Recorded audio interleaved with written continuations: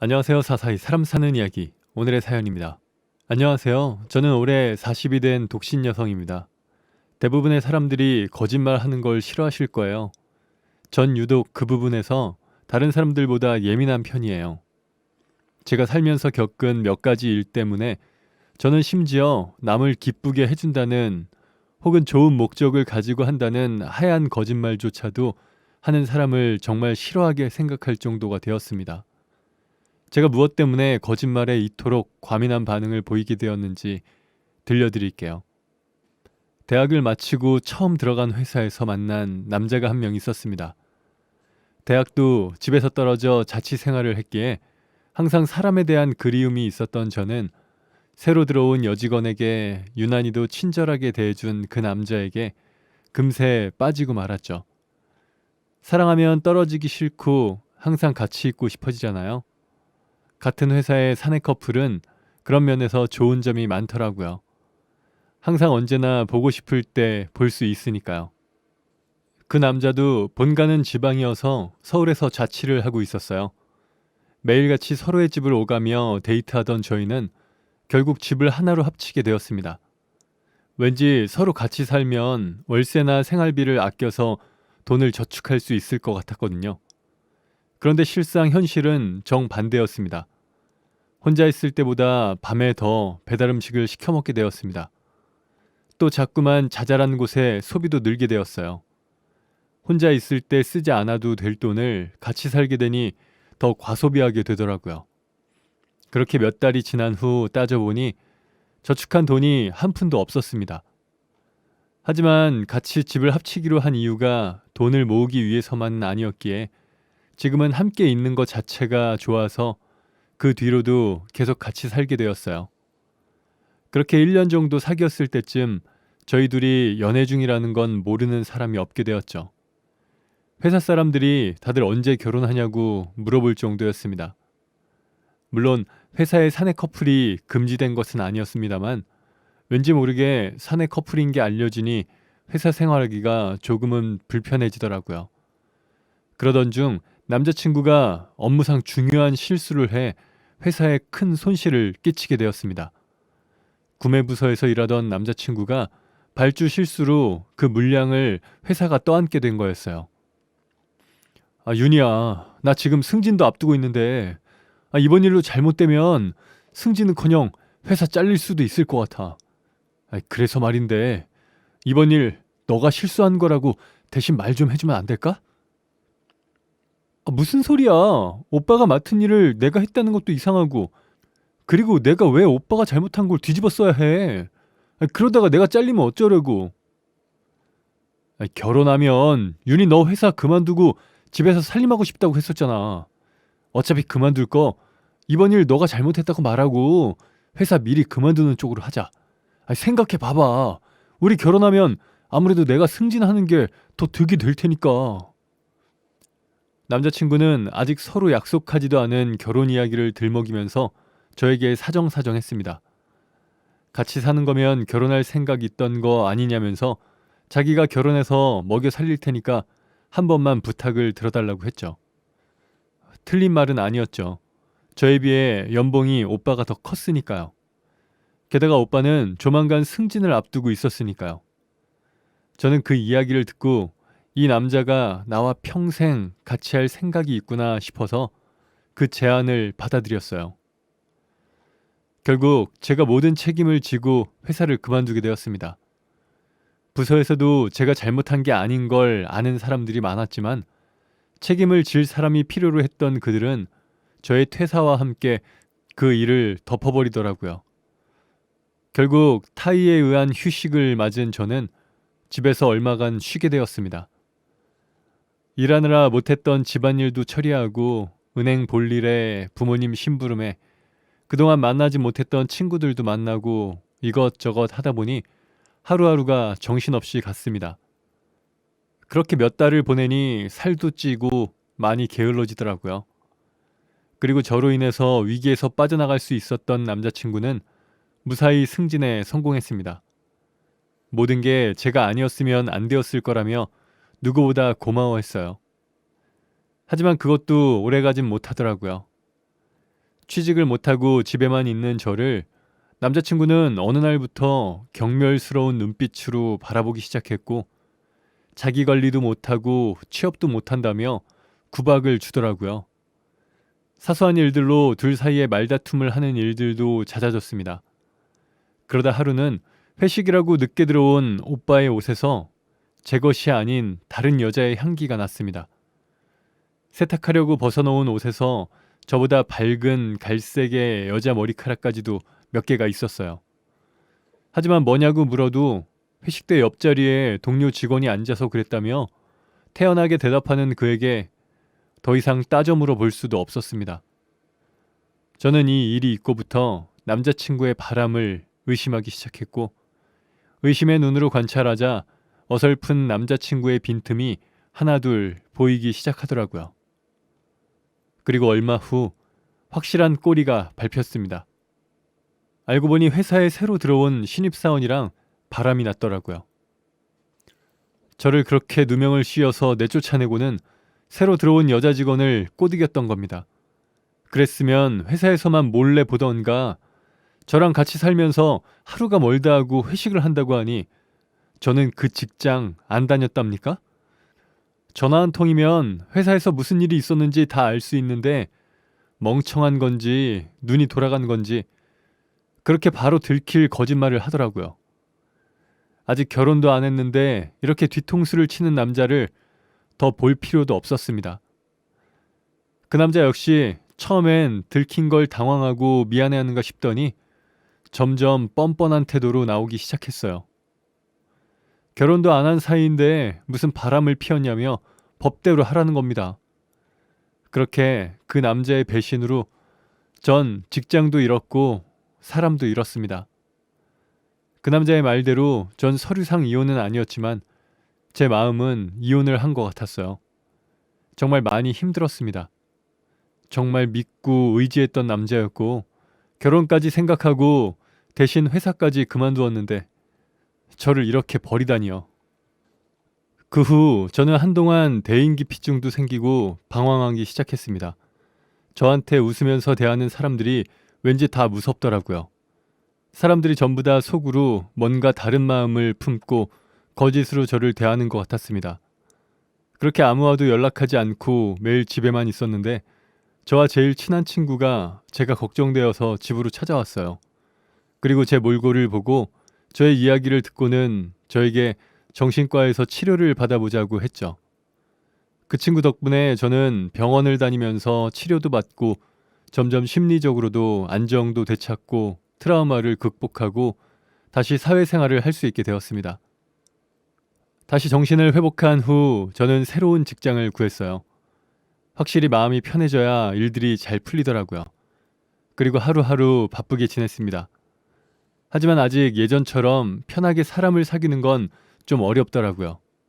게다가 일이 바빠서 회사와 집만을 오고 가니 새로운 사람을 사귈 시간도 없었습니다. 저에게 정신과 치료를 추천해 주었던 친구가 제가 아직 전 남자친구에게 받은 상처를 극복하지 못하고 있다는 것을 눈치채고는 아직 직접적으로 사람을 만나기 힘들면 비대면으로 만나보는 건 어떻냐며 저에게 어플 하나를 소개해 주었어요. 취미나 취향이 같은 사람들끼리 대화하는 커뮤니티 어플이라고 하더라고요. 사람한테 받은 상처는 결국 다른 사람으로 달래주어야 한다면서 그곳에서 새로운 인연을 찾아보라고 말해주더라고요. 그래서 저는 퇴근 후 TV를 보다가 밤에 누워 잠들기 전 매일 스마트폰으로 친구가 알려준 어플을 들어갔습니다. 제가 원하는 이성 친구에 대한 옵션들을 입력하니 비슷한 취향을 가진 사람들을 볼 수 있었고요.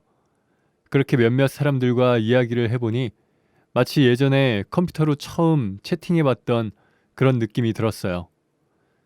프로필에 제 사진은 올리기 뭐해서 멀리서 친구가 찍어준 뒷모습 사진을 올려두고 제가 좋아하는 것들이나 저의 성격, 취미 이런 것들을 적어두니 저와 친해지고 싶은 사람들이 말을 걸어왔습니다. 사람의 얼굴을 보고 친해지기에는 아직 어려움을 겪던 저에게는 딱 좋은 어플이더라고요. 저는 어플로 대화를 거는 사람들하고는 쉽게 말을 이어갈 수 있었어요. 그런 날들이 이어져 갔고 그곳에서 가장 대화가 잘 통하는 한 사람이 있었어요. 하루하루 채팅으로 대화를 나누다 보니 언젠가부터는 지친 하루의 일상을 마무리하는 삶의 일부가 된 듯 했어요. 그와 대화를 주고받은 지 6개월이 되었지만 아직 그 남자도 저도 서로의 얼굴은 한 번도 본 적이 없었어요. 하지만 대화는 누구보다 잘 통했어요. 얼굴도 보지 않고 오직 채팅만으로 그와 정서적인 교감을 나누어서 더 그 남자와 깊은 교감을 나눌 수 있었습니다. 만나서 외모를 따진다거나 친구와 함께 만났다면 인상이 어때 보이고 서로 어울리지 않는다거나 그런 편견들이 더해질 텐데 그런 모든 것들을 배제하고 진솔한 대화를 나눌 수 있었습니다. 6개월이 지났을 때부터 그 남자와 연락처를 주고받고 전화 통화를 하게 되었습니다. 그리고 실제 목소리를 듣고 통화한 첫날 그 남자는 제게 고백을 했습니다. 윤희 씨, 저 사실 이혼남이에요. 그 남자는 제가 묻지도 않았는데 자신이 이혼남이라고 밝혔습니다. 그리고 자신의 전 결혼 생활을 이야기해 주었습니다. 사실 저도 결혼을 해본 건 아니지만 이혼한 거나 마찬가지인 경험이 있어요. 그래서 상민 씨 마음을 조금은 알 것 같네요. 많이 힘드셨겠어요. 저도 아픔을 아직 극복하는 중이라 그런데 쉽지가 않네요. 그리고 지난 제 아픈 상처들도 모두 꺼내었고 그렇게 아픈 상처까지도 비슷했던 우리는 서로에게 더 위로가 되어줄 수 있었습니다. 제 이야기에 이렇게 공감해 주시는 분은 처음이에요. 전 실연의 아픔은 새로운 사랑으로 씻어내야 한다고 생각하는데 윤희 씨가 그 사람이 되었으면 좋겠어요. 혹시 괜찮으면 이번 주말에 같이 식사나 할래요? 그 사람과 통화 후 저희는 이젠 어플이 아닌 실제로도 만나게 되었고 그렇게 처음 만난 날은 이미 6개월간 많은 대화를 나누었던 만큼 전혀 어색하지 않게 즐거운 시간을 보낼 수 있었습니다. 그리고 얼마 지나지 않아 그 사람과 새로운 사랑을 시작했습니다. 주중에는 여전히 톡으로 대화를 나누고 주로 주말에만 만났습니다. 평일에 약속 시간을 정하려고 해도 항상 바빠서 안 된다고만 했거든요. 혹시 이혼했다는 건 거짓말이고 유부남 아니냐고 그 남자를 의심하자 상민 씨는 저에게 기록할 사항이 없습니다. 라고 적혀있는 혼인관계 증명서를 사진으로 찍어서 보여주었어요. 전 그걸 보고 오해해서 미안하다, 확신이 필요했다 라고 메시지를 보냈고 상민 씨와의 만남을 이어나갔습니다. 함께 낚시를 가자는 그의 제안에 처음으로 바다 낚시도 해보고 직접 잡은 물고기를 그 자리에서 회도 먹어보고 이젠 개봉 영화는 혼자 볼 일이 없었죠. 항상 영화 데이트는 즐거웠습니다. 마치 하루하루가 내가 이 사람을 만나려고 그동안 먼 길을 돌아왔던 건가 싶을 정도로 행복한 하루하루를 보냈습니다. 하지만 날씨가 항상 맑을 수는 없는 것처럼 얼마 지나지 않아 검은 먹구름이 몰려왔습니다.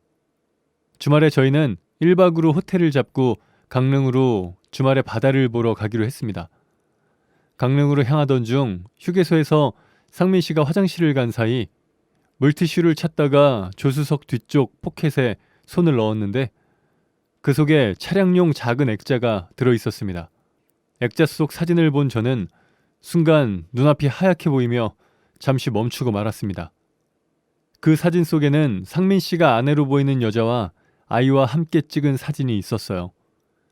처음엔 전 부인과 찍은 가족 사진인가 보다 하고 다시 포켓에 사진을 넣으려는데 자세히 보니 상민 씨가 입고 있는 옷은 제가 한 달 전 상민 씨에게 선물로 주었던 셔츠였습니다. 잠시 눈을 지그시 감고 호흡을 내쉬며 생각했습니다. 뭔가 이상하다는 생각이 들더라고요.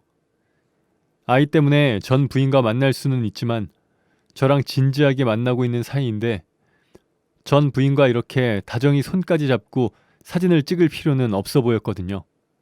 물론 전 부인과 왕래를 한다는 이야기도 다시 만난다는 이야기도 없었고 무엇보다 둘 사이에 아이가 있다는 이야기도 하지 않았으니까요. 마침 핸드폰 거치대에 충전 중이던 상민 씨의 핸드폰이 눈에 들어왔습니다. 화면을 터치해보니 잠금 화면이 나왔지만 평소에 거리낌 없이 잠금 화면을 니은자 모양으로 잠금 해제하는 걸 봐왔던 터라 쉽게 풀 수 있었습니다. 최근 통화를 뒤져보니 지연이 엄마라는 이름으로 되어 있는 사람이 있더군요. 전 우선 그 번호를 제 핸드폰에 저장해 두었습니다. 그리고 저는 화장실을 갔다 온 상민 씨에게 급하게 회사에서 연락이 왔다고 하며 제가 처리해야 할 일이 생겨서 오늘 중으로 출근해달라고 연락을 받았다고 이야기했어요.